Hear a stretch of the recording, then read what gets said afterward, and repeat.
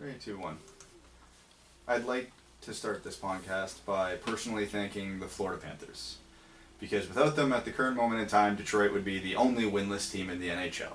So at least Florida being 0-2-1 spares us that distinction.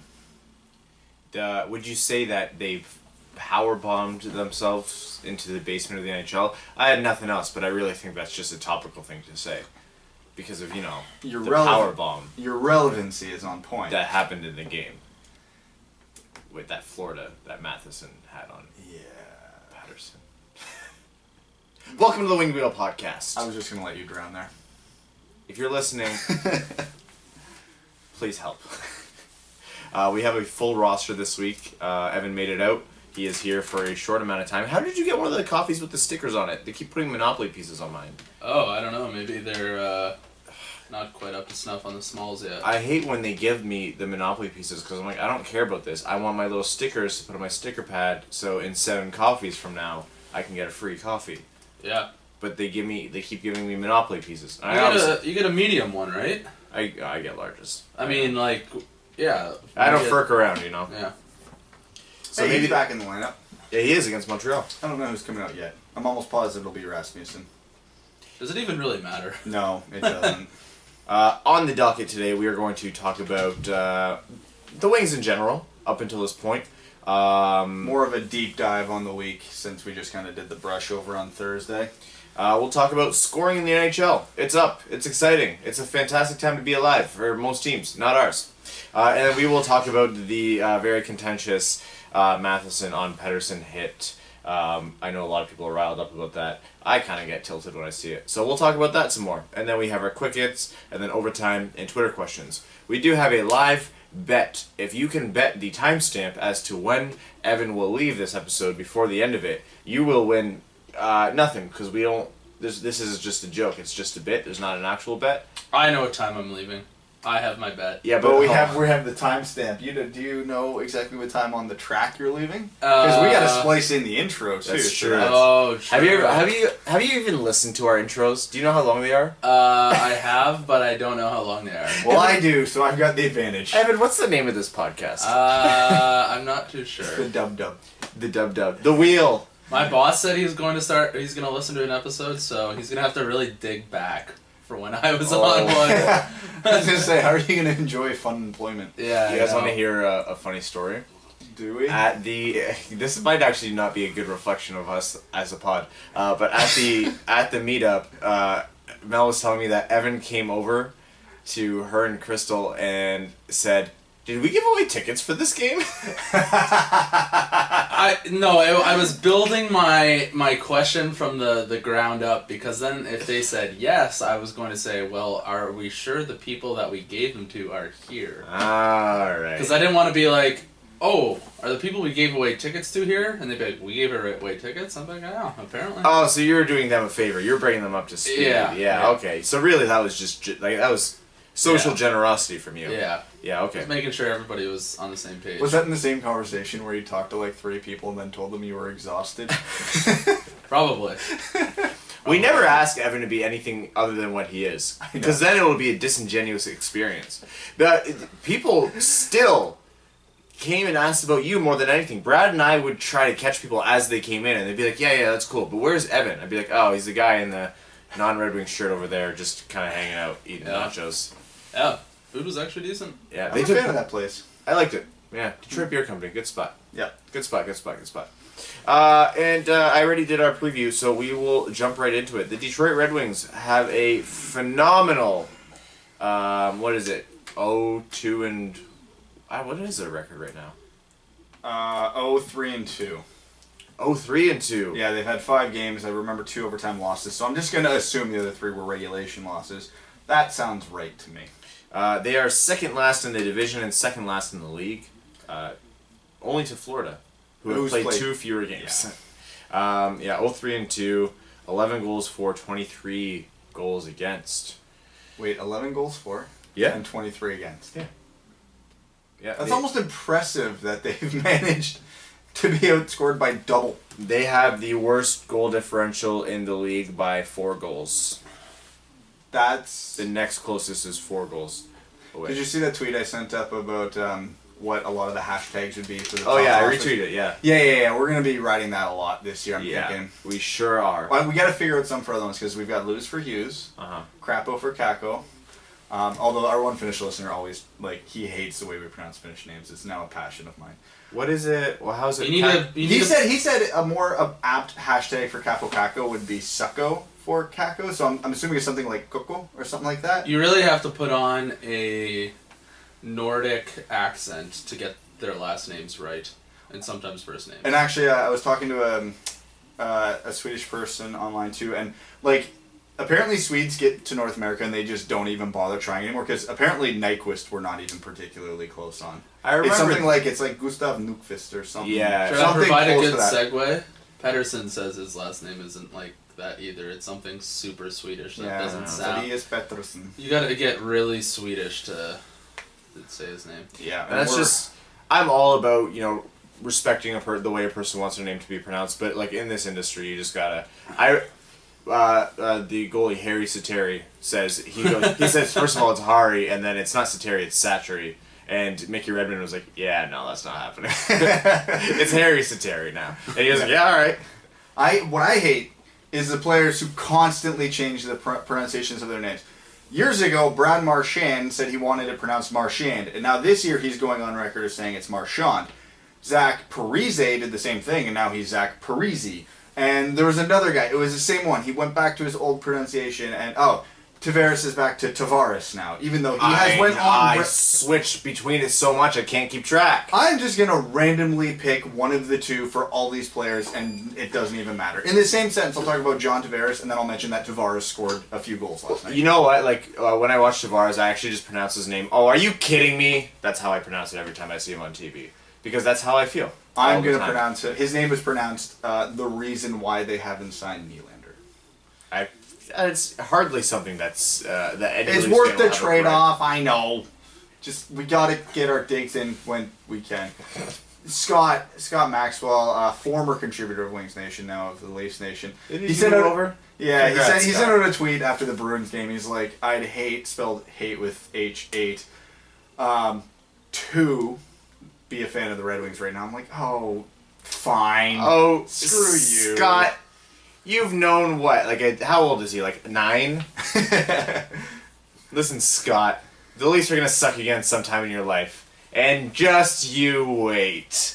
It's going to be so fun. Too bad we've been kicking on him his entire existence up until the last couple of years. Yeah, so he kind of earned it. Yeah, Toronto's going to be good for a long time. Back to Detroit. I want to start with some good news. Filip Zadina scored his first 2 professional goals, 2-goal game in the AHL the other night. Yes, in the one game the Griffins didn't look terrible. Yeah, so that's concerning. I think that was really good. My first thought was I'm glad he just has that out of the way.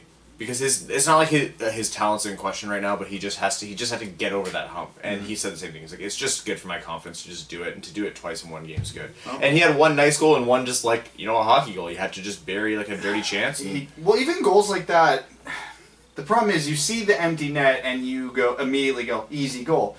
That puck was in his feet and he was off angle, and he got it quick. Because a lot of your average hockey player, even your average NHLer, is probably going to have to take a second to set for that shot and give the goalie a chance to get in position. The shooters like Zadina can get that puck off right away, and even Samsonov, credit to him, got a piece of that. Yeah. Almost the save of the year. The Leaf game happened before the Thursday episode? Did it? No, it was we recorded the night of. Oh, yeah. Nick Jensen, legend. Yeah, Nick Jensen, Nick Jensen's funny because I think he's been playing well. I don't think he's been phenomenal. I think he's been making some mistakes. It's been the best of it I've seen him play in his career thus far. For sure. He's not been immune to the... I'm going to say this about the Red Wings defensemen. They've all... this team is very bad right now. Especially the defense are very bad. But you know what the crux of this team is?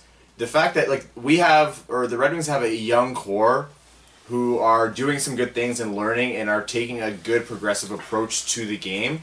That's going to come with a lot of mistakes and holes. Those veterans that are there to try and help them along are awful. This team is bad because the veterans are awful right now. Okay, well, we wanted to get into a deep dive on the defense this week, so... Not just the defense, that actually applies to the whole team. Yeah, but I want to do it, the defense probably deserves the biggest deep dive, so I'm going to counter you a little bit, and I'm going to get a bit more specific.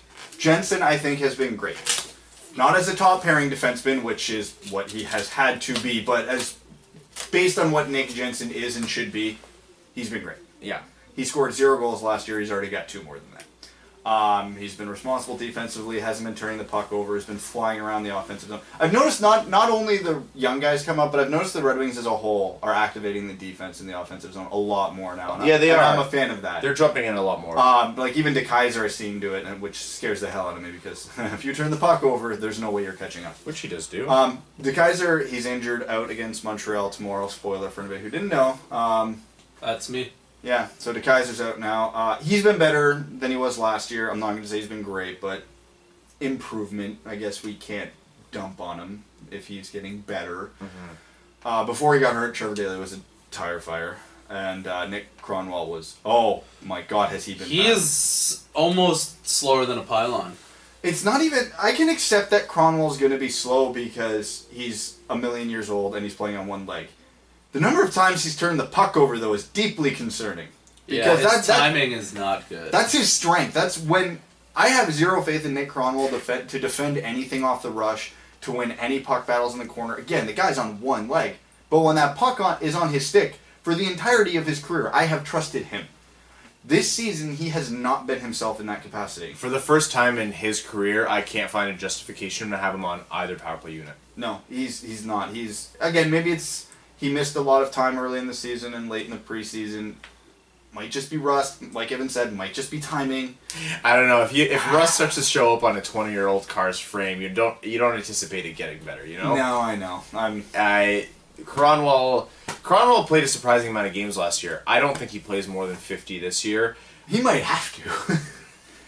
Right, because this decor is depleted. It's comical how everybody, who are the only 3 defensemen that have not missed a game yet this year?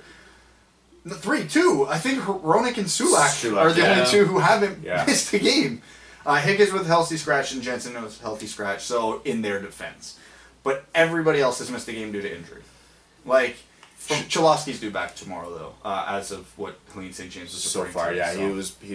he took out part in healthy practice. Yeah. Like he pretty full practice. This guy's out, he might not get a choice anyway. No. It's him or Witkowski. Is Sardiarvi going to be up soon then? Because he might have to. Honestly, we're one more injury away from seeing Luke Witkowski playing regular minutes. Like, no joke. And that's horrifying. And here's kind just when you thought you couldn't get any worse. Right?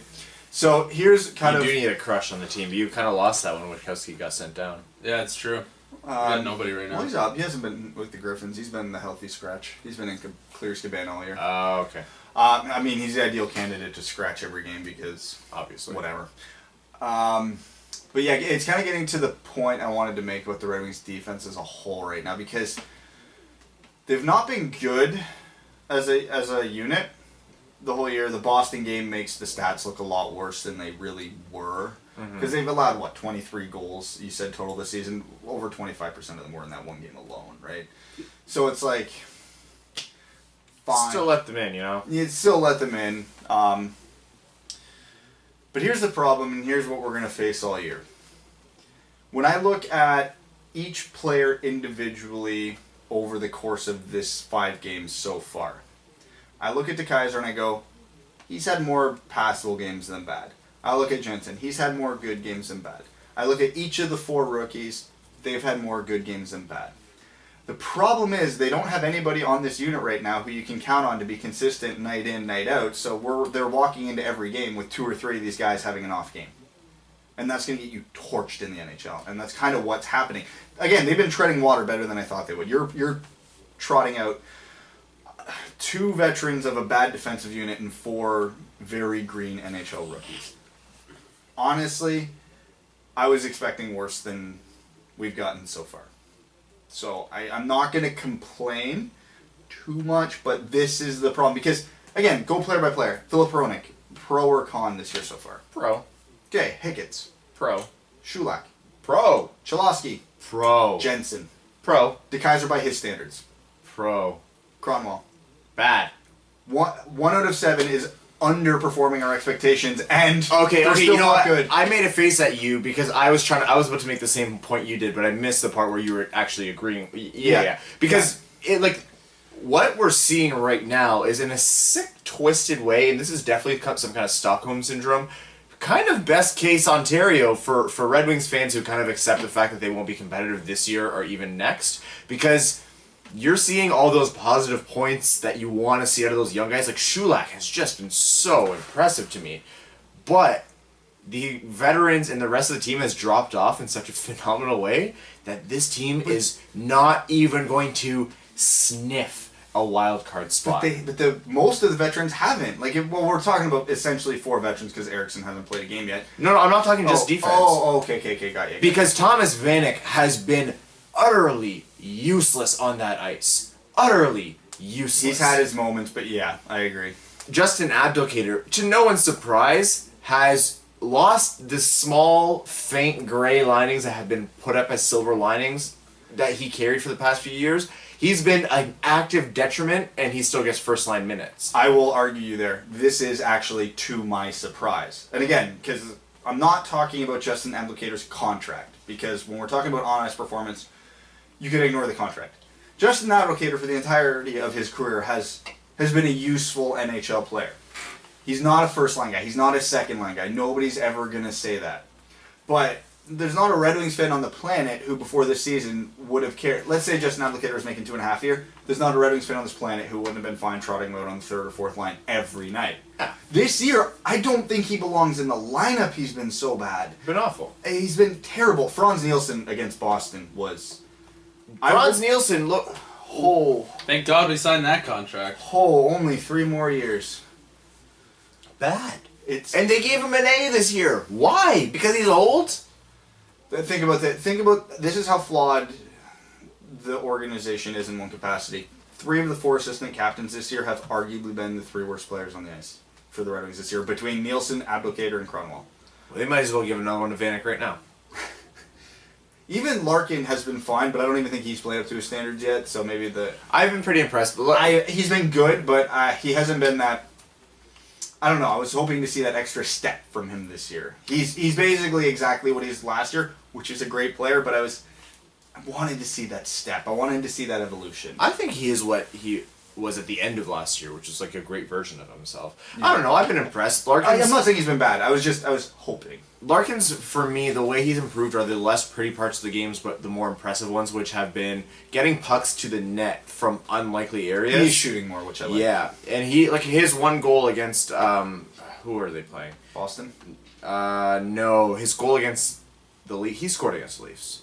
Oh yeah, that one from the point. From the point. How was that not Bertuzzi's goal? I could have sworn. I could have sworn it was too, but that goal happened because he got that puck to the net. Yeah. And he's doing that, and he's getting passes across from unlikely locations.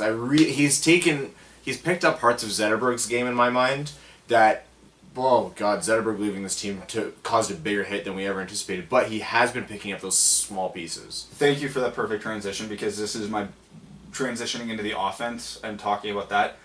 This team has one very obvious problem right now, that has just been highlighted by Zetterberg's things. That offense has no playmakers. No, it has none. They have the world of guys who know how to get the puck to the net, who can finish. The Larkins, the Manthas, the Athanasius, the Nyquist. I don't think Athanasiu can finish too well. He's been, oh man, we'll talk about him, but because man, he's been getting some hate in my timeline, and I'm gonna squash that. But they have this myriad of goal scorers, and nobody efficiently getting them the puck. They have to get the puck themselves, and the problem is when you're the puck retrieval guy, odds are you're not going to be in the best position to score the goals. So that's going to be a problem. Not that any of these players are incompetent playmakers. They're all fine at making the pass. And again, in the case of Anthony Mantha, I think he's an underrated playmaker. I think he doesn't get enough credit for his passing game, but that's not his thing. No, it's not. And he's not. It's never been expected of him. And he has not looked good this year either, so I'm still waiting for him to get going. But the Wings aren't better than really any team at this point. No, not a single team in the NHL. No. Ottawa's looked better, steps and bounds ahead of Detroit right now. If we even had a Thomas Chabot, I'd be like, we're probably better than somebody. We do, Evan. His name's Dennis Cholowski.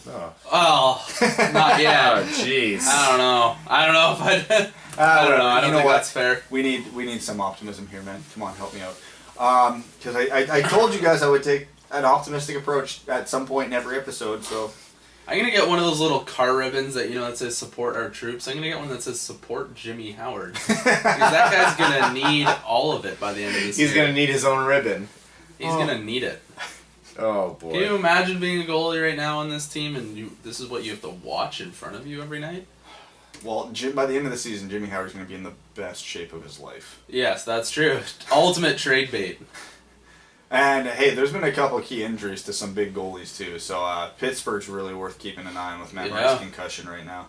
But that being said, after watching Jonathan Bernier play 2 games with the Red Wings, Why did we sign Jonathan Bernier? He had a 9-15 save percentage last year, so... And is like a career 9-12. So this it's moot point because no goalie, no reasonable or average or a goalie that's attainable can survive behind this defense. Plain and simple, end of story. Yeah, why does it even matter? Like, why don't we just say, well, this is what it is? Like, why waste another contract? We may as well have not signed him. I don't care, but it's so pathetically unimportant that it doesn't matter that we did sign him. Like, it just doesn't matter. Because if we didn't sign him, we have Jimmy Howard and Hari Satri right now. Yeah. Both sides of the coin are equally shitty. It's what we could have picked up McElhenney, and I think he would have been our best goaltender. And Hari Satri was solid last year in his call-up with Florida, so... Yeah, I think he'll see be what I'm fine. doing there now? No. I do not.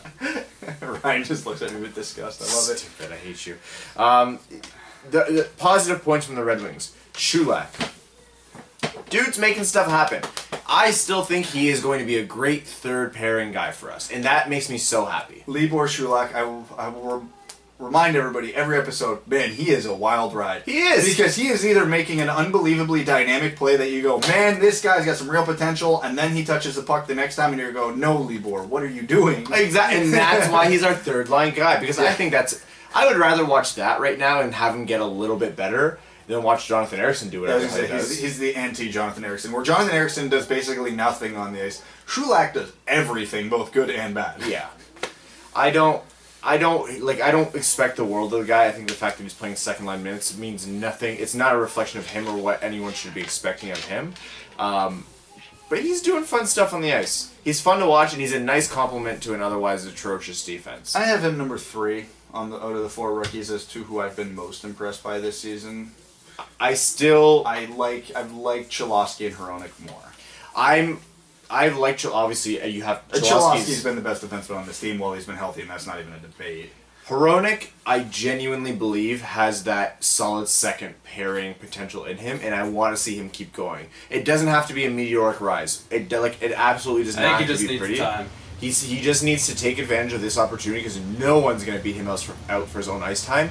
Take advantage of this opportunity and just make it happen, dude. He's got the offensive instincts. Like, how many times have we seen him jump up in the rush when he didn't even have the puck just because he saw the lane, he saw the ice, and he went there? Again, it's on the Red Wings for not being able to get the puck to him in those scenarios. For sure. His point shots, we were talking about getting that through.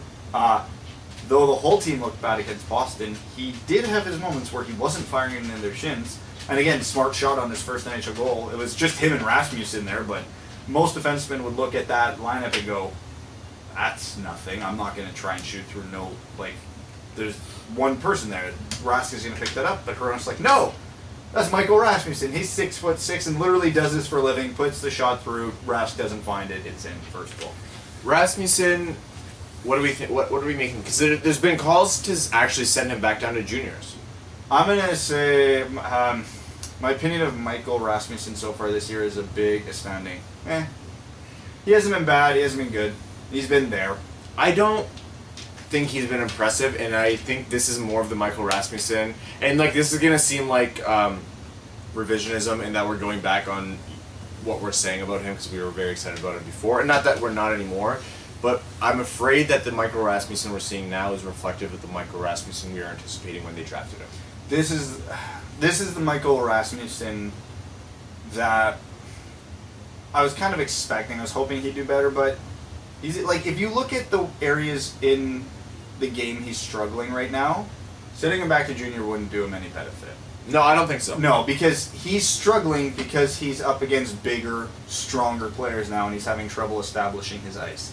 He's not like in junior, he would retrieve every puck on the boards because he would literally just pick every player up by the back of the jersey and little move them. 16-year-olds who weigh 130 pounds. He is not adjusting to the game of hockey. He's adjusting to the size and strength of NHL players. So I understand sending him back to junior is kind of what you do for players struggling in the NHL, but in the way Rasmussen is struggling, junior is going to be of no. He's got to find his own way, and I think he's got the raw. He's got the traits of someone who can. So once again, I think it's just another time. Needs some time. And speaking of a guy who desperately needs someone to be able to get him the puck. Oh, yeah. Henrik Zetterberg leaving this team did way more damage than anyone. Like whether you were a Facebook fanatic, like insane person, or just like an overly pessimistic podcaster for some random really popular podcast with three really handsome guys, no one could have anticipated how big of an impact Henrik Zetterberg leaving this team would have had. Which, in and of itself, is a sad statement in so many ways. We knew it would be bad, but I don't think we knew it would be like this. I thought it would be bad for feelings, but it turns out it was bad for like goals and good hockey. Stuff. Yeah, It's bad for my liver. Yeah. We thought it was the feels, but it was a lot of the reels. Yeah. It was a lot of the reels. It is. Well, like I said, lose for Hughes, Crapple for Kako, lose dozens for Cousins, fall back for Doc. Got any others? We need one for Broberg. I can't think of one for him. Broberg and Byram. Or Pod Colson. We need someone for everybody in the top 10. Byram should be workable. Broberg might be hard. Broberg. Well, I'm about ready to get this season done. Let's move on to the draft. Yeah. I'm actually still having fun watching this game. No goals in for Pod Colson. That's the best. That's actually, I like that. I like that a lot. I'm impressed. That is the smartest thing I'm going to say in this podcast all year. Fair warning to No, new 100%. listeners. And we're not talking calendar year. We're talking this season. Oh yeah. This is my peak through June. Other points on the team. Anything notable we want to talk about with our forwards, defense? Hey, we haven't been optimistic about the forwards. Let's take a few more. Okay, I'm going to start on my go. I'm going to start with my hill to die on. Everybody hating on Andreas Athanasiou right now. You stop. You stop it right now. Do you know how hard it is to create high-quality scoring chances in the NHL? And Athanasiou's been doing it almost at will this season so far. He's just had the worst luck I've ever seen one player have in a 5-game stretch. Like, just nothing is... Thomas Vanek gave him an empty net, and somehow Frederik Andersen blew his groin out and made the save on it. Like, he's got breakaways, the puck goes a hair over the net, bounces on him and rolls off into the corner. He gets shots in the slot, goalie makes a beautiful save. If he had even a halfway decent shooting percentage this year, he's the team's leading goal scorer by like 2 or 3 right now, 5 games in. He's been the most dangerous forward the Red Wings have had. He's the player people love to hate on. If you believe in statistics and regressing to the mean, the goals are going to be coming for him. They're coming. He's been getting the chances. He's been creating them. He's been fine. Tyler Bertuzzi, pleasant surprise. He's been doing Michael Rasmussen's job better than Michael Rasmussen, getting in front of the net, causing havoc. Tyler Bertuzzi has been. I've really liked what he's done. Yeah, I wasn't like a Bertuzzi hater, but I was like not on the high on him all off season like a lot of fans were. I'm catching up. I see it. Yeah. I'm catching up. Again, Larkin's been fine. Nyquist has been surprisingly effective. I think he's got 4 or 5 points through 5 games, and nobody's really talking about him. Mm-hmm. That's it. The power play's been. I've seen an improvement in the power play. There are some power plays where I look and I'm like, what the hell are you doing? But I don't think that's a result of the systems. I think that's a result of the lack of execution of the systems. The systems themselves, I think, are working and better. The power play's been surprisingly effective, given how bad their zone entries have been. Yeah. Like once they get the puck in the zone, they're out and out effective. Honestly, it sounds bad to say. I think it's just a personnel thing. I think that's why the power plays. 100%. Yeah. Having Philip Hronik and Dennis Cholowski out there do a world of difference on it. Bertuzzi and Rasmussen are the right guys to have from then. Shocker! We're not playing just an advocator in the power play anymore, and it improves. In what world? When the Red Wings had the net pulled against Toronto, they had like Rasmussen, they had Mantha, Lark. I was like, Who are you and what have you done with Jeff Blashill? And the pessimist would say, yeah, but Toronto scored an empty netter. Screw all of you.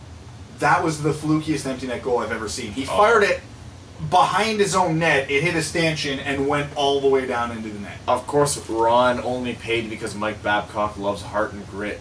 Hainsey scores that goal. No, but Babcock, again, I still cannot stand his systems for the life of me. He's getting it. He's embracing the youth movement. I'll give him that. You have to. I will give him that. Your youth movement is insane. That first game deeply concerned me, but every game since... He is embracing it. To me, he's done the equivalent of what Holland has done in embracing the movement. Yeah, he's finally caught up. Again, so now, it's nice. All my gripes about Jeff Blashill can just come back to him being a bad coach of the game of hockey. Because, again, it's funny, after I went on that tangent a couple episodes ago about how the Red Wings breakout and zone entries are just, like, embarrassing, everybody's tweeting at me now, like, they're like, now I can't not see it. Thank you for taking me out, like, ruining hockey for them. So I'm sorry. There's a thing about having to do deeper analysis on hockey. It's not fun. So this sounds bad. This is the thing I hate about podcasting. I can't turn a game off after the second period anymore. No, you really I have can't. to stop for there. I made it all the way to the last 10 minutes of the Bruins game before. I was just like, no, it doesn't matter now. Every game that I haven't watched has been because I was driving, and I've listened to it. I've only missed half the Bruins game. I've seen every other minute of Wings hockey. Half a period of the Bruins game. I've seen every other minute of Red Wings hockey this year, and I really wish I could have done that back in 2008. My hair's going to be gray this year. Gray. Yeah. Yeah, I don't... But the good news is the Red Wings, for the most part, play early games, so I'll turn on another game afterwards, say a Winnipeg or a San Jose, and just watch good hockey and flush my system. You know what's funny is I was just doing some laundry, and I was like, I'm going to throw hockey on. I like to have hockey on in the background if it's on. I'm going to get to another point in a second, but getting back to what I was saying, and I went to NHL TV and I saw that there was a Leafs game on. I'm like, if you're going to pick a team to follow this year in terms of just like general hockey segment, it's the Leafs. You got to put the game on. It's like, you've been restricted to blackout. I'm like, listen, NHL TV, I don't need you. This isn't even my team. How are you restricted? You're in the region. Yeah, we are in blackout. No, we are in the Leafs region, so we are not part of the blackout. It blacks it out in our region because we should be watching it on cable. Yeah, because it was on national television. It was on TSN 4 though. TSN does it a lot, actually. I don't know why. Anyways, Friday, October 12th, no hockey games. What the hell, NHL? We made it 10 days into the season, and Connor McDavid had only played one game. How do you do... Yeah, there's so many teams that have played 1, 2, or 3 games, which is ridiculous at this point. How do you have a Friday night with no games? What?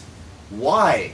I've never seen a league so unable to capitalize on their own brand like the NHL. Bar none, nothing else is like it. I don't know. I think the MLB gives them a run.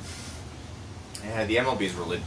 Baseball. Nothing like a playoff game on 2 p.m. on a Thursday. To be fair, I had no idea the Brewers were in the playoffs until I actually. I'm not. The NL is like this distant fairy tale land that you never really know exists until the playoffs happen, and then it's like, oh, they're good this year. I feel like I should be cheering for the Brewers because my gut's telling me they've been really bad for really long, so they'd be the feel good story. But I actually don't know. Like the Brewers have sucked forever, right? So they're a small market team. So we should be cheering for them? Because I'm not going to cheer for the Red Sox. God, no. Dodgers, Astros, and Red Sox are all expected to be here. Brewers very well might have been expected, but not like... Okay. They're not like one of the powerhouses. Plus, they're named after making beer, and I'm a fan of that. Yeah. I don't mind going... I actually wouldn't mind if the Dodgers won. Like, I like with their pitcher... Kershaw. I like Kershaw. Because, did you know Clayton Kershaw grew up with Matt Stafford? I like the Astros. Wasn't there actually a really cool picture where they went beyond that, where they showed their one high school football team, and there was 2 NFLers, 2 MLB players, 2 NHL players, or something like that? There's 2 NHL players? Yeah, I want to say McDonough and someone. Really? Yeah, there was a couple. I don't mind the Astros. I like, obviously I'm always going to root for Justin Verlander. I do not want the Red Sox to win. Yeah, I'm team anybody but... Well, I'm in every sport, I'm basically team anybody but Boston for the most part. Let's talk about scoring in the NHL. Yes, speaking of fun hockey. The scoring is up. It's a small sample size, and things will regress. But scoring is up. Hockey excitement is up. Austin Matthews has, I think, already 40 goals on the year through 10 games. I was doing the math. At his current pace, he'll be over 20 goals before the end of October. Austin Matthews, on his current pace, if he keeps it throughout the rest of the year, which he obviously wouldn't, still would not break Wayne Gretzky's point scoring record. But he would break his goal scoring record. Would he? Yeah, he was on pace for like, after the Red Wings game, he was on pace for like 102 or something like that. Oh, yeah. This is, I tweeted this out, this is the first time since the Crosby-Ovechkin era that I feel like we're really seeing the next era's definition players. Like, now I feel like we're getting Matthews-McDavid era. We're getting Pettersson as like one of the like second-tier top superstar guys. Like, this is, I feel for the first time that the next era is taking over. So I actually tweeted it because I read the article on The Athletic. I think it was by Justin Bourne. I read that one, yeah. He was basically looking at why is scoring up, and he had a really good point because you look at the league leaders in scoring right now, and by and large, it's not, I hate saying old boys, but it's not the guys in their like late 20s, early 30s, outside of a handful of exceptions. It's the 18 to 24-year-olds in the NHL that are just dominating everybody. The Austin Matthews, the Mitch Marners, so on and so forth, the Elias Petterssons. And he said this is the first generation that's grown up on this style of hockey. They grew up with composite sticks. They grew up after the hook and hack and era. They've grown up in the skill era. And they're taking over the game, and again, we're now back to a skill league versus a league where, sad as to say, the Justin Abdelkaders and Luke Witkowskis of the world just can't hang because they don't possess the God-given skill to go. And I was going through the article, and I agree with everything he said. He viewed it as all positive. I viewed it as mostly a positive because he was saying any top-level player now from the age of 10, they're going through private training. They're getting custom sticks. They're getting kick points and all that stuff established. Like, even the equipment from what anybody older than them grew up with, they understand it. Like, he says, like, all us idiot beer leaguers, we just grab a stick off the rack, and he's like, you have no idea what a custom stick. No, yeah. What a difference that makes, right? What broadcast was I watching? I think it was a Leafs Wings game where they showed where Matthews' kick point is, which is much higher, which is a little bit more typical of someone who has a more well-rounded game, not a game focused on shooting the puck. Elias Pettersson has more of a Brett Hull low kick point that flexes deep closer to the blade, which isn't to say Pettersson's one-dimensional. He's one of the best young playmakers in the league. But it's just like those are two different kick points that work for those guys. How they shoot, their stance, what kind of plays they're making with the stick at any given moment. It's really interesting, and it makes a difference. And you imagine Al McInnes with a composite stick. Good God. But I was thinking about it, and like, yeah, so this is going to be good and bad for the game of hockey. It's going to be good because, God, I'll watch. Carolina's a high-scoring team right now. Like, I will watch any game of hockey and be thoroughly entertained right now, basically outside of the Red Wings. Which is good, because that means all hockey is entertaining to us. But then I also look at it, could I have done what I did growing up in today's NHL? Because, like, my family, we weren't poor, but we were not wealthy. My dad and mom could not afford what AAA costs now. If AAA cost then when I was playing it, I wouldn't have been in any private programs. I wouldn't have got any custom sticks. So would I have been able to hang in AAA? Would I have even had that opportunity? That's not new though. Like hockey has always been. It's not new, but it's getting worse. Like seriously worse. But that's also not new. Like from the moment when I was a kid, hockey was a pay to play. Hockey, whether you like it or not, is a pay to play sport. Especially in North America, especially in Canada, the more money you have, the better you will be. Bar none, that is the correlation. There's no, there might be an outlier here or there where their kid's freakishly skilled and he'll get pulled up, but still the next step is for him to get pulled up into AAA. No kid's going to play house league or single A or double A because their parents can't afford anything more, and then all of a sudden get called to junior B, and then it just doesn't happen. Hockey is pay to play. If you're not playing AAA by the time you're 12 years old, you're not making it. Even 12 years old is late to start playing AAA. Oh yeah, no. You look at it.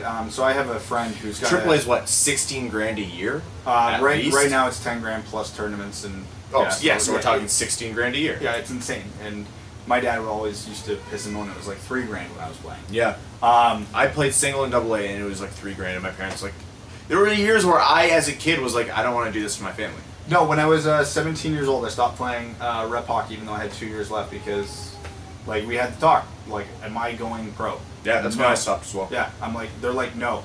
And they're like, do you really care to play triple? I'm like, well, not anymore. So I went down and played select for a couple of years just to keep on the ice, and then went to men's leagues. I would have liked to have gone to like New Hamburg Junior C or like Conestoga when I was playing there. They disbanded their hockey team, so I ran out of options. But that's neither here nor there. It's not like I was going anywhere. But still, I don't know. I just the game of hockey at the grassroots level needs to figure something out, because you know how they used to like have publicly funded like power skating and stuff like that.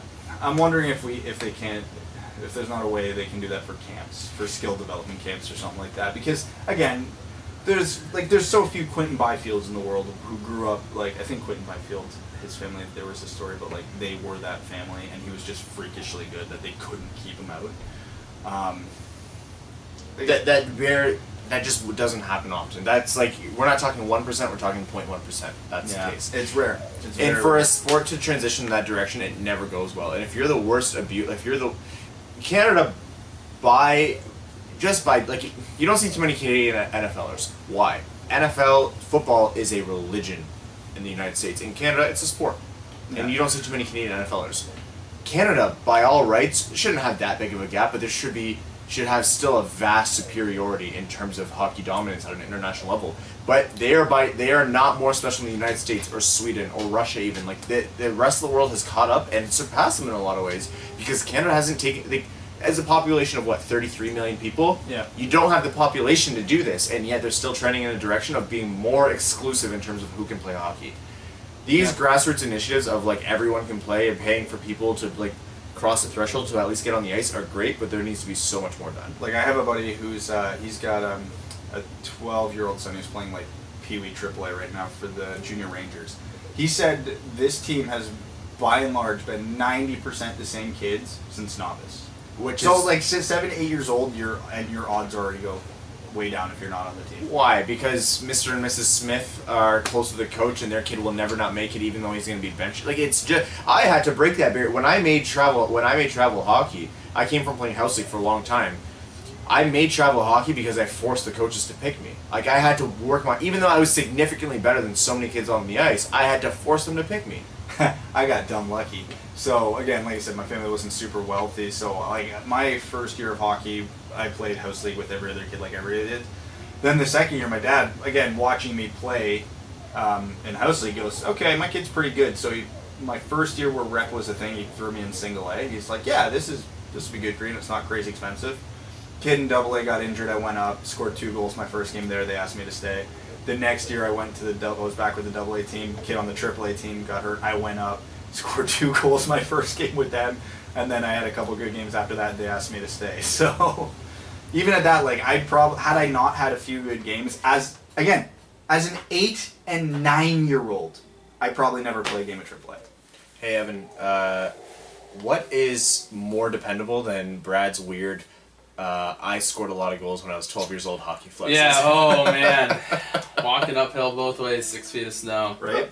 But I'm just saying, I'm making the point, like, again, it wasn't that I wasn't good enough to play triple, but would I have if it wasn't for literally injuries? That's why there's a lot of weird countries, or like very low GDP countries that are good at soccer, because all you need is a ball. Yeah.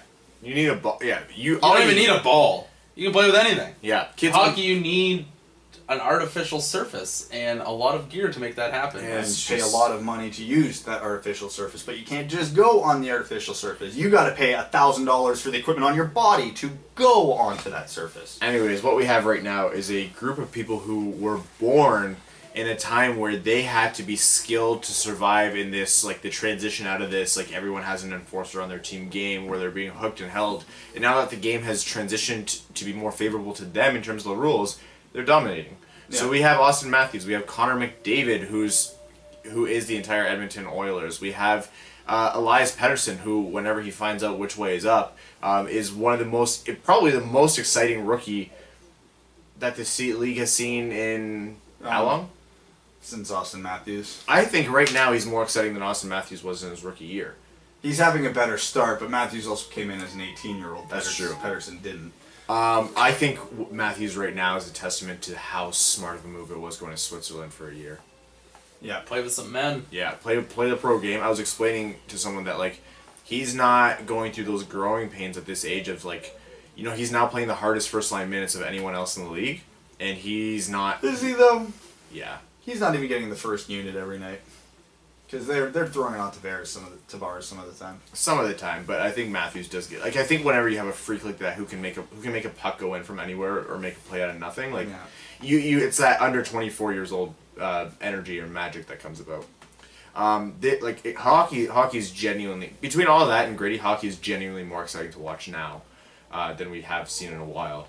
On the topic of Pettersson, last night, Vancouver against Florida, Pettersson... Did his best Paul Kariya impression. He got... Matheson went into the boards behind the net with Pettersson, who was playing a puck. Gave him a can opener, which would, no matter what you say, wasn't dirty. It was like a tough hit to take for Pettersson, and he definitely... It's not much you can... If you're playing that puck, you got to keep your feet moving to not expose yourself to that hit. But he got the can opener, which wasn't great, so his feet were in the air, and then Matheson did the dirty move of once Pettersson was horizontal along the boards, at his whim, slammed him down to the ice. Very obviously concussed him. Pettersson could hardly stand up. He fell over, could barely get off the ice. Matheson, of course, didn't get a penalty. The league's reviewing it. Of course he didn't get a penalty. Of course not. The league's reviewing it now. It's a phone hearing, so he won't get more than 5 games. I think he'll get like 1, maybe. That was a tough hit to watch. And let's not forget, this came right after Pettersson burned him on a spinorama move on the other side of the ice. So this wasn't out of nowhere. Pettersson beat him on the move, made a pass. Matheson kind of gave him a cross-check, just kind of letting him know he was there. Pettersson goes behind the net, comes around, and then that happened. So from the standpoint of, was this just a hockey player, or was Matheson going out of his way? He was going out of his way. Yeah, he was pissed off. He was pissed off, and that was... you remove the fandom and the love and the affection and the adoration for Pettersson, which, like, I think everyone shares. Doesn't matter who you're a fan of. Unless it's like Calgary or Edmonton. Like, you're not going to really be ripping on Elias Pettersson right now. You remove all that, people might say this is a play that happens all the time. It's not. If you look, he really... That can opener before slamming him down really just changes the dynamic. This was different than what PK Subban did in the preseason, where he basically punched... Aho? Was it Aho? Yes.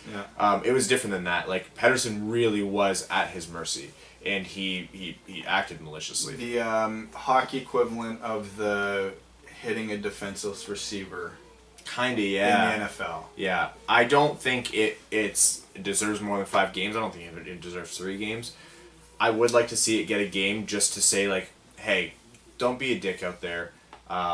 If you have a guy who's defenseless and he's at your mercy, don't intentionally hurt him. If the league had a spine, they would give him 2 games and say, this guy is entertainment, this guy is money, this guy is the face of, like, one of the faces of this league. Don't fuck with that. But while fans don't like to hear it, you gotta protect your stars. You do. You have genuinely do. Branching off the conversation we just had, like, the positive aspect of it was the NHL is insanely fun to watch because of these kids now. Let's keep as many of them on the ice as possible. It's also a dollars and cents thing for the NHL. Your 100%. star players are playing more. You're selling more jerseys, merchandise, more tickets. It's a net positive to have your best players playing. If Pettersson was seems stupid to say, but it's true. If Vancouver was in Detroit tonight and Pettersson wasn't playing, I wouldn't buy a ticket. I don't even know if I'd buy a ticket, regardless. So if Pettersson was in Buffalo, we'll say a team may be worth watching. Really? That's the jump you're going to make from Vancouver to Buffalo? I mean, I'd rather watch the Sabres than the Wings right now. I mean, the Buffalo does have one of the most passionate hockey markets in the States. Yeah, they get, like, the second highest, like, viewership for, like, every national NHL game, even if the Sabres aren't playing. Yeah, a good measure to see how well your team is doing is to check your viewership market in Buffalo. Like, legitimately, it's always measured as... Because they always come out in droves to watch those games. Not, like, in Perth, like, on TV. Because you need to watch something other than the Bills. You do. Which, hey, I'm really sorry about today. We don't have to talk about it. I'm just, like... You know, after, like, a bad, traumatic accident, people go into shock? Yeah. I'm going to be in that state for at least 3 days. That's silly, though, because this isn't... that wasn't a car accident. The Bills aren't a car accident. They've put the car in neutral and let their car roll down the hill towards hell for the past 5 years now. They shouldn't be surprised that you're now on fire. No. The Bills' defense today played one of the best defensive games I've ever seen in my life. Because both, before that Peterman pick six, all 10 of Houston's points came off special teams fumbles where they got the ball on like the Bills' 20. What did Peterman say before he went out? He said, "Don't worry, coach, I got this." Yeah, Oh God. He said that to Bill O'Brien. To Bill O'Brien? It's the only way that statement makes any sense. Oh, I was gonna say that's hysterical, but it's not true. You are yanking my chain. Yeah. It felt like 12 throws, 2 interceptions, and a touchdown. What a wild ride. He has 79 career pass attempts, 9 interceptions. Basically, just under one of every 10 passes he throws goes to the other team. Elias Pettersson, Matheson Yeah. hit on him. Do you suspend him? Oh yeah.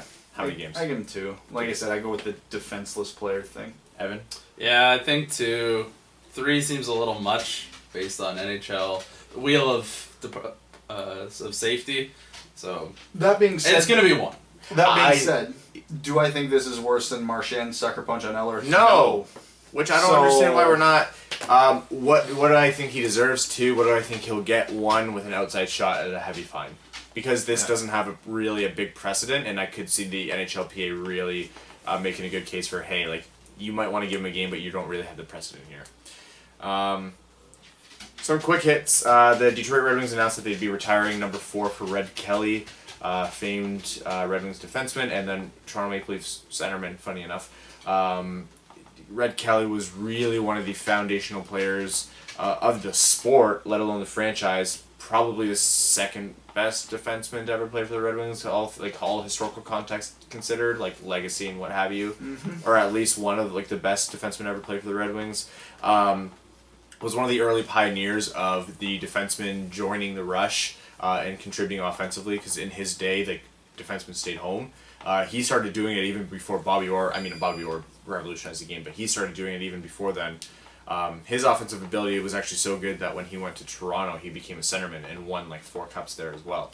Yeah, he's got a fun record. He's got the most Stanley Cup victories for anyone who never played for the Canadiens. Oh, that's a really cool one. Yeah, he's got 4 with Detroit, 4 with Toronto, if I'm remembering correctly. So number 4 is going up in the rafters in February in a game against Toronto, which I think is yeah, of course it should be against Toronto. I don't know why it took this long, but hey. I mean, I think a topic for this week's midweek podcast will be the Fedorov thing. Yeah. Another quick hit, Austin Matthews, crazy. He's got 10 goals through 6 games right now. He is the youngest player in NHL history to record multiple points in each of a team's first 5 games, replacing Wayne Gretzky. So another one bites the dust. Reminder, Red Wings fans, if we are this bad all year, there's a good chance at the end of the year we get our own Austin Matthews. Who is, correct me if I'm wrong, Austin Matthews has been a real comparable for Jack Hughes in terms of... Statistically, yeah. Stylistically, God, no. Oh, really? But, no, Jack Hughes, if you want to know who Jack Hughes is, just watch Johnny Gaudreau or Patrick Kane for a couple games. Okay. Those are, stylistically, those are the comparables, but if you look at Matthews' numbers at the same age as Hughes with the USNTDP, yeah, they're on point. I think Hughes might actually even be a little ahead. In the league in general, it's still very early. I mean, Toronto's leading it. Pleasant surprises. Carolina is 4-0-1. Chicago has done better than we expected. Well, Jonathan Toews apparently found the fountain of youth. Vegas only has 2 wins through 6 games. Edmonton's bad. Arizona's bad. Rangers are bad. Florida's Hold on. We got to talk about Arizona. Because they're not just bad. They played 4 games. They've been shut out in 3 of them. Yep. Listen, Arizona. Only one of us can be bad. Hey, they are still ahead of us in the standings. No. Yeah, they got to win. So Yeah. Oh, true. I think it's a shootout win though. So the ROW is the same. They they still have 0 ROW. Arizona started real slow last year too, so this just might be their thing. Maybe they'll get it together a little quicker. And I think Galchenyuk's been hurt; he hasn't been playing, right? They don't exactly have a high skill roster where you would expect them to start out hot. They are very, like, we have to put this team together over the course of time. And Antti Raanta still maintains a good goal in Oh, yeah, they haven't been allowing a ton of goals. The defense has been doing their job. 9 goals through 4 games is not bad. You should, when you allow 9 goals through 4 games, you should be at worst 3-1. Yeah. Moving on, what we are going to do. They are the Buffalo Bills of the NHL. I'm not happy for either team. No, neither am I. Moving on, we're going to head over to Patreon, where all of our Patreon patrons get their comments read out on air guaranteed. It's a little bit of not an early overtime. We're almost an hour in. We are going to... Well, like I said, this was the side effect of going to 2 times a week, guys, so... Yeah. We're going to head over to Evan Beckner, who says, hey guys, the Wings are like hella bad, but it's okay. Aside from Boston, the games have been fairly entertaining. It's been pretty rough listening to people who aren't too into hockey complain about the team. However, they don't get that Rasmussen is supposed to be boring and offense is limited when your defense is bad. Even though this season has been rough so far, I'm still excited for the future. Hughes, here we come. That's actually really good. Like, that's a pretty fair way to look at things. I'm not blaming the offense on the defense because, hell, Hronek, Hicketts, Shulak, and Cholowski have been contributing to the offense in 5 games probably as much as the entire defense did for 82 last year, so... Remember when we signed Thomas Vanek, and I was like, but he's awful, and everyone's like, right, he can't play defense, but the rest of the team plays team defense, and now the rest of the team doesn't play team defense. Ryan Curran says, wow, this team is bad. Over-under on how long it takes to win a game. Also, I joined a local hockey league here in DC, floor hockey. Don't mock, it's all I've got. Hey man, however you can get out there. I play ball hockey in the summer. I love ball hockey. After getting whacked on the thumb, I figured it might be a good idea to get gloves and was disappointed to find the hockey is a very expensive sport narrative to be completely accurate. Ooh, yeah. Good episode for that. Timing. Do you think that's the only barrier to hockey being more popular in the U.S.? The biggest one. Yeah. Because what sports do you watch? For the most part, the sports you play, right? Or grew up playing. So if you're not getting exposed to hockey at a young age, yeah, you're not all that likely to get into it. Why does everybody watch baseball and football in the States? Because everybody plays baseball and football when they're young. So, And go to church. And to answer your... Oh, God. Okay, so to answer your next question, when's Detroit going to get their first win? So, keeping in mind, Montreal's looked a lot better so far this year than we thought they would. Here's the rest of the month for Detroit. Montreal, Tampa Bay. That's an L. Florida. That's an L. Carolina. That's an L. Winnipeg. That's an L. Dallas. That's an L. Columbus. That's an L. New Jersey. That's an L. Edmonton. That's My God. an L. I'm sorry. Edmonton is November 3rd. So Is there a realistic possibility That could be a birthday present for me, a day before my birthday. is it a possibility Jeff Blashill doesn't make it to 2019? I think it's unlikely at this point. If the team continues at this pace, I think the team's roster right now should be better than what it's performing. Again, tiny sample size. That's why no one's clamoring for Dan Bilesma right now. But yeah, if they continue at this pace by Christmas, we might see Dan Bilesma up there. My God, the Red Wings do not have a game in October. I would bet money that they win. No, I don't think the Red Wings will be. They'll win one. There's always those fluky games, right? They'll catch like Winnipeg on like an off night or something. On a back-to-back or something. Yeah, there'll be one because there's no way they go an entire calendar month without winning. But if we're just looking at like quality of opponent here, yeah, they might go all of October without winning. Actually, statistically, they should go all of October without winning based on who they're playing. There's going to be a lot of paper bags being worn in the games if they slide. Like in the entire November, month. November looks like it could be a bounce back. You got Vancouver, Arizona, Buffalo in there. So, man, the front half of Detroit's schedule is not nice. Got to win the ones you can, and they don't. Ugh. It's going to be a long, long year. Kaylin Wood says, have you ever flown Frontier? I use the word fly loosely, as in my experience it's more of a wait around for a few hours while your flight is delayed multiple times, maybe cancelled until you are flung into the sky in a 100-year-old tube with something that resembles seats to rest your butt on and spend entirely too much money on beer to numb the pain scenario. Is that the same thing as Porter?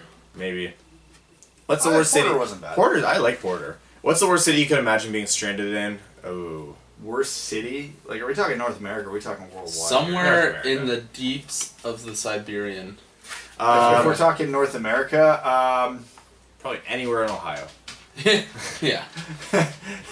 St. Louis might suck I was too. just stuck in Omaha, Nebraska for entirely too long on a work trip. No offense to any Nebraska locals that might be listening, but like, come on.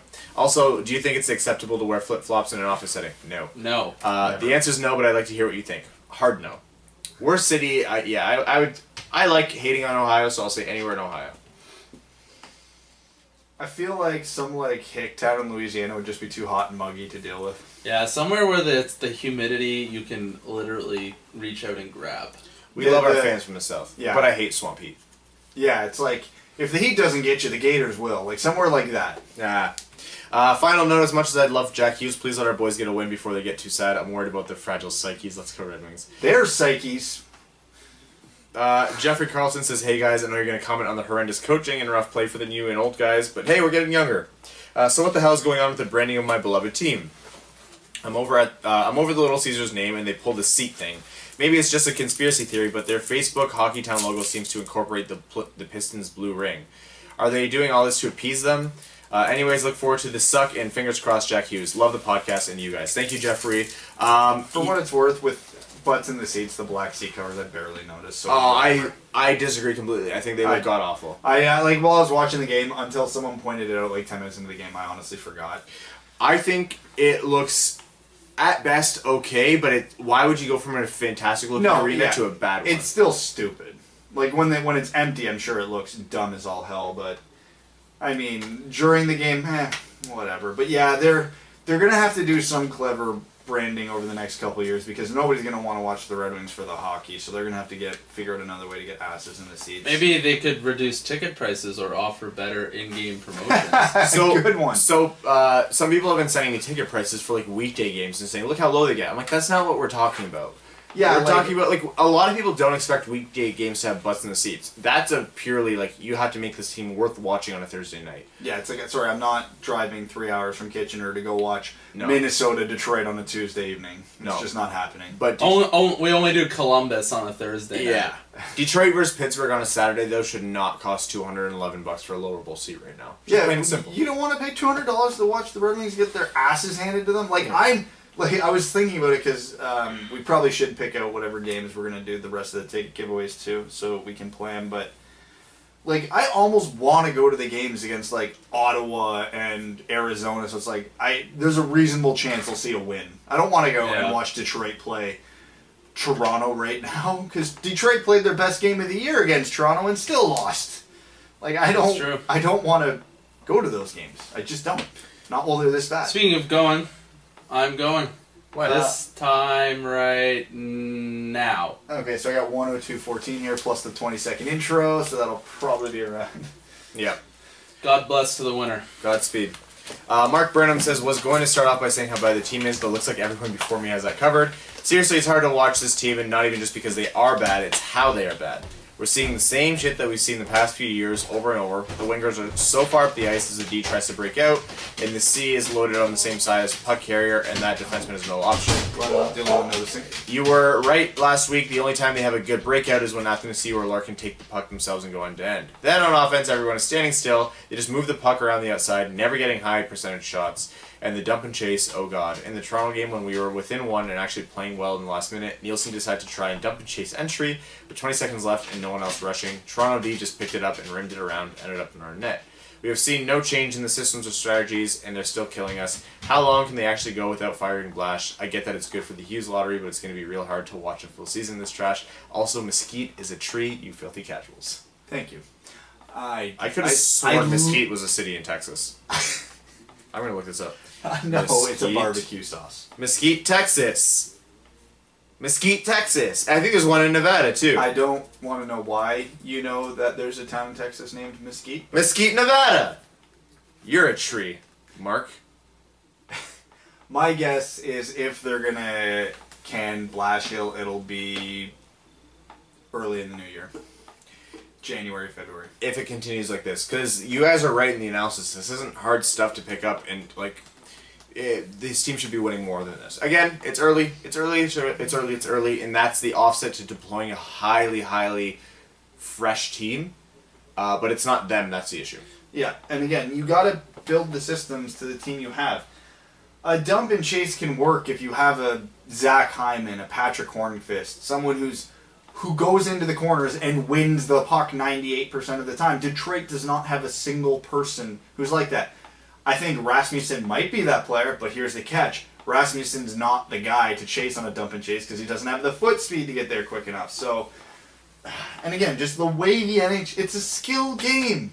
Stop playing with frickin' theories that people were using in the late 90s and early 2000s. It doesn't work anymore. Stan Olsen says, hey guys, hope all is well. What do you think about Red Kelly getting his number retired? I think it's amazing. It's definitely an all-time great, but he was the main reason we got a bunch of those cups back, and he was the main reason we got all those cups back in the day. But I really don't see him as a wing. I've always considered him a Leaf, honestly. I was never really a guy that had said 91 should be in the rafters, but now I can't justify why it isn't. I agree with you. Yeah. Red Kelly is a foundational player. I think they would have been fine not putting him in, but I do agree with putting him in. The thing is, back in the day, you're going to have guys who are both Red Wings and Leafs, or Rangers and Bruins, or that kind of thing. Dude, it was the original six, man. Yeah. Everybody played for everybody back then, so... K-Was says, let me put on my optimistic hat real quickly. It seems we've become much younger, and that's fun. I can tolerate young kids making mistakes. Okay, that's about all I can get. Holy moly, this team is rough, but I'm going to bet Blash is the kind of sacrificial lamb for this team. Plus, you guys have said he's helping the tank. Hey, that's another silver lining. Hooray. I will say Larkin seems to be having a bounce back year from the scoring goals perspective so far. Thoughts? Edit now. De Kaiser might be out. Holy moly. Yeah, I am impressed with Larkin's year. He's not going to make a huge leap with the team around him getting worse in my mind, but... And also, it's worth noting, with Zetterberg being gone, Larkin's line's getting the toughest matchup every night. 100%. Yeah, it was like Zetterberg would take that some of the nights last night, so Larkin generally got the favorable matchups on the road. Zetterberg got them at home. Now Larkin's getting them everywhere. So Joe Caboose 119Z Falzone says, what are you thinking for Rasmussen? Should he be sent back to Tri-City? I think he's been steadily improving and playing well given his age, but maybe my bias is showing through wanting him to succeed. I agree. I don't think he's been god-awful. He hasn't been, burning down the barn, but Tri-City won't do anything for him right now. no, he needs to catch up to the speed and strength of the NHL. You can only learn that by being in the NHL. Chris Canal says, is it just me or has Vanek been pretty much invisible for the most part? I mean, I knew he couldn't skate, but I didn't think he was this slow. Also, do you guys think the Wings retiring Red Kelly's number is the Illich just sending a message to Fedorov? Thanks as always and have a good one. Vanek has been awful. Vanek's been noticeable. I've noticed his turnovers. Yeah. I mean, the Red Wings may hold the vendetta against Fedorov and not put him in the rafters, but they're sure as hell not going to send him a message, and it's not that far gone. I mean, some of the messaging with, Devillano. Well, Devillano's his own breed, man. He is wild. They should limit the amount of interviews that guy does. Dan Bell says, hey gents, hope all is well. Not much about the Wings, they're awful, but that's not unexpected with Mr. Last Place behind the bench. How about them Wolverines? Where did this team come from? I was 100% convinced that after the Notre Dame game they were done by how they played. Man, was I wrong. Big game again next week. Question, how many games does it take for Blash to get fired? My guess is we go 3-14-3 in the first 20 games. Cheers. I don't think that's unreasonable. Also, I'm so relieved that the Wolverines have had the past little stretch that they have. They just dummied Wisconsin. It was beautiful. I'm a huge, huge, huge Jim Harbaugh fan, and I don't blame everything on him, and So you boycotted chicken and support. Absolutely. He's right about everything.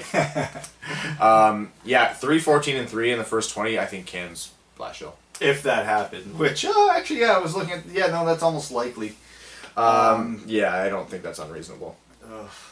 Just wait until we get Erickson, Cronwall, Daly back in the lineup regularly. Yep. Just wait. You think this team's bad now?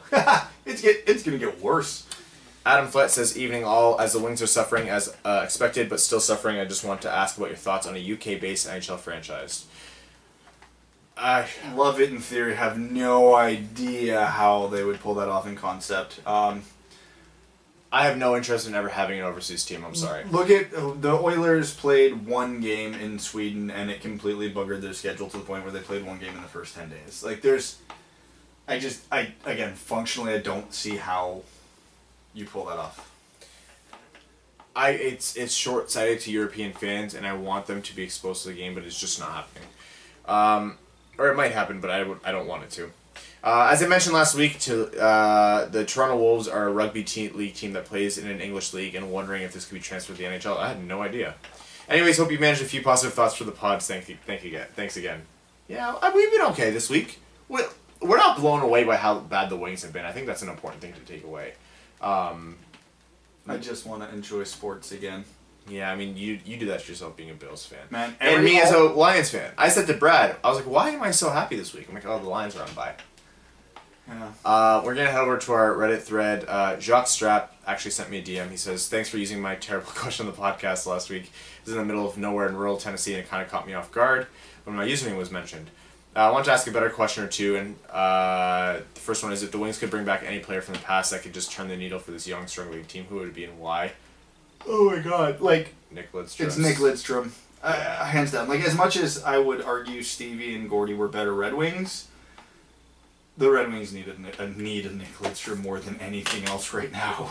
If Stevie comes back to take the wheel, could he stay to get a third jersey, or could he sway to get a third jersey? If so, what would it be in color schemes? He wouldn't. He's a hockey purist. He wouldn't bring back the barber pole.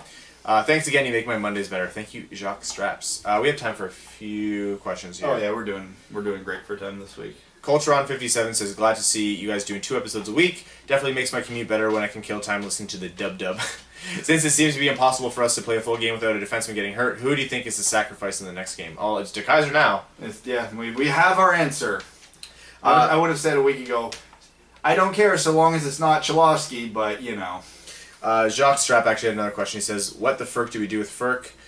He's actually in the next game. Yeah, they said he's playing tomorrow night. They haven't announced who's coming out. My guess it'll be one of the other rookies, so my money's on Rasmussen or N. Again, what's everybody's fascination with N? He hasn't played poorly, but like he has not done anything of value. No, he's just there. He's been okay. Like, he's not making mistakes, but he's not doing anything. Gord_FT says, first time commenter, long time listener here. Thank you, Gord. We appreciate the support. Wow, guys, 2 episodes a week is great. It makes my midterm studying stress go away down. I need distraction when I study. I don't know. It's wired. My question this episode is, how do you feel about the Matheson hit on Pettersson and whether or not it's suspension worthy? We covered it. Yeah, again, like, you might find people arguing hockey play. He was completely at his whim there, and he knew what he was doing. In my mind, yeah, you might say this isn't a black and white rule, but if I'm the league, you have to punish that. Buffalo Soldier 11 says, saw Brad like my tweet about dumping Blash soon, rolling with Bilesma for a while, then Stevie rescues Gallant. Are we at the point where there's no way Gallant joins the Wings, like how there's no way Babcock was going to the Leafs, or should I buy more tinfoil? I don't think Gallant to Detroit has... I don't think that narrative is there like Babcock to the Leafs was. I don't think the Red Wings are... I think the Red Wings are actually primed for someone to come in and save a historic team. Like... There's a few names on my list of coaching candidates that I would like Detroit to pursue, and a few of them, most of them actually aren't even in the NHL right now. Like, obviously, Disco Dan is going to get the reins for a bit if they can't Blashill because he's already on the staff. I hear Ralph Kruger's name come up a bunch, and I would love to see him back in the NHL because had his only opportunity in the NHL not come with a dumpster fire of a team in Edmonton, he probably would still be one of the better coaches in the league. I know Ricard Gronberg's been getting a bunch of attention lately, so he's a guy that I think is probably getting a job within the next 2 years where I don't know. Hey, a Swede coming to Detroit, that's not anything. That wouldn't be anything unusual. And, I mean, there's a bunch of coaches in the NCAA and junior hockey who are due for a call-up soon, so I can't think of any names off the top of my head, but you guys all know the names that pop up all the time from junior, so... We'll see. As long as they're staying open-minded. Drink Wine and Screw says, lads, loving the 2 episodes a week. First midweek episode was a triumph. Thank you very much. Also this week coming, I'll be attending my first NHL games, though unfortunately not a Wings game. Rangers vs. Avs and Blackhawks vs. Lightning. Any tips on attending games? Will I get punched for booing the Hawks at the United Center, even though it is my sworn duty? Maybe. You will get yelled at. I always maintain that you shouldn't be a belligerent fan of the opposing team in their rink, because, like, for sure hockey's hockey, and, like, no one should ever punch someone for sports. It's stupid, but it'll go a long way if you're a respectful fan. Yeah, just cheer excessively for the other team. Yeah, if you want to cheer for your own team, go wild. If they hate on you for that, they're losers. But, yeah, I mean, don't, like, stand up and boo everything the Hawks do or stick them the finger or stuff like that. Especially if you're not even a Lightning fan. Like, and the Chicago Arena's not in the best of locations, so after the game, you don't want to take any chances. B. Clem says, after all the talk about Spotify last week, what's the way of listening that helps out the pod the most? So far, I've used Spotify, SoundCloud, and Player.fm. First and foremost, we want you to listen however is the most convenient for you. That, plain and simple. If you want to talk about ways that help the podcast the most, I'm still trying to figure out how Spotify really factors into our exposure. I know a lot of people are on Spotify, so by virtue of that, the higher we populate on those lists, the better. I don't quite know what you can do in terms of, like, if you click the little follow, like the heart, hashtag, do the thing on Spotify for the Wingwheel Pod.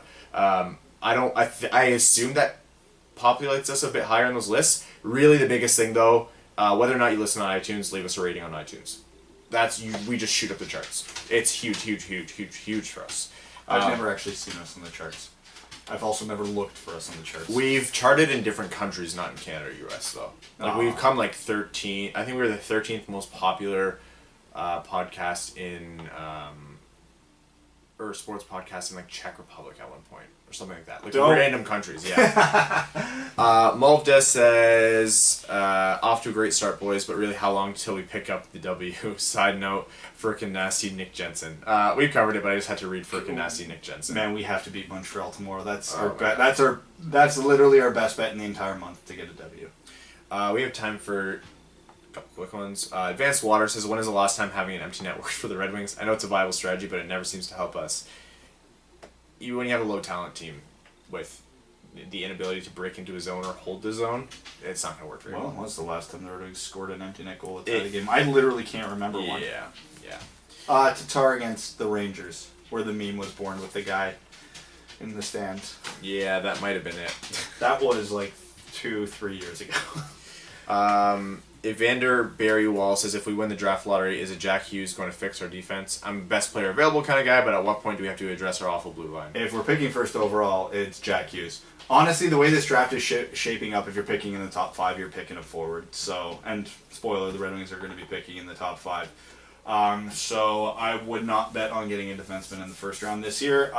Best case Ontario is the Red Wings get a first round pick elsewhere for like Nyquist or Howard or something, and they use the second first round pick for a defenseman. Because again, the more I'm watching this draft, I like Broberg and I like Byram. They don't crack my top 5 because right now, Hughes, Kako, Cousins, Kirby Dach, Podkolzin all look so damn good. I don't see how you pass on any of them, honestly. Band of Gypsies is asking, should we trade Nick Jensen? 2 weeks ago I would have said yes, definitively. But again, looking at when the contracts are expiring, the fact that we already have a ton of rookies up, I say no. I say he wouldn't get a huge return anyway, so factor that in. He probably wouldn't cost a lot of money. He's a good bottom pairing defenseman. So this is going to sound hot take-ish because people have been screaming this opinion for about 10 years. The correct move this summer: re-sign Jensen for cheap, buy out Jonathan Ericsson. He'll only have 1 year left on his contract, which means you're going to eat only like 1 point something million of his cap hit for 2 years. And then you're freeing up his roster spot for Nick Jensen. Because to me, that's what it comes down to. If you want to get Hickett, Shulak, Cholowski, and Hronik all playing regularly next year, that doesn't even include if like Sarjarvi, Lindstrom, or McIsaac has a big year or come on strong in camp. There's basically one spot for Jensen or Eriksson, as I see it. Mm-hmm. I'd rather eat the cap hit on Eriksson and play Jensen. Again, it all comes down to contract too. If Jensen isn't willing to sign an extension by the trade deadline, of course you get rid of them. You do not risk losing someone for nothing. But yeah, so I don't know. Or if you don't buy out Eriksson, you buy out Daly because he's got a lower cap hit. Whatever. But at this point, the whole team might be LTIR'd. Yeah, it might not matter. The creepy thing is we don't even know exactly what the injuries are for any of them. Daly's concussion. It's listed as upper body, but it's a concussion. It looked like it was more shoulder than head, but yeah, it could be. Someone for sure someone has a concussion. I can't remember. Neither can they. I think DeKeyser was a hand. That's all we know specifically. Cronwell was lower body. I don't even know what Eriksson's is. I just assume it's his hip again. I don't know. Maybe I missed the tweet. On that note, keep an eye on the injury report. If you work at any metro area, Detroit hospital, keep an eye for those players in there. Tweet us some updates. Well, that's just rubbing it in. Hey, Mrazek made a big save. We would like to thank all of our listeners, everyone who's listening, whether it be on Spotify, iTunes, Smoke Signal, your grandma retelling you an old stories. This means a lot to us. All of our Patreon patrons, our name-level sponsors, Andrew Hassenfratz, we're happy you're alive, buddy.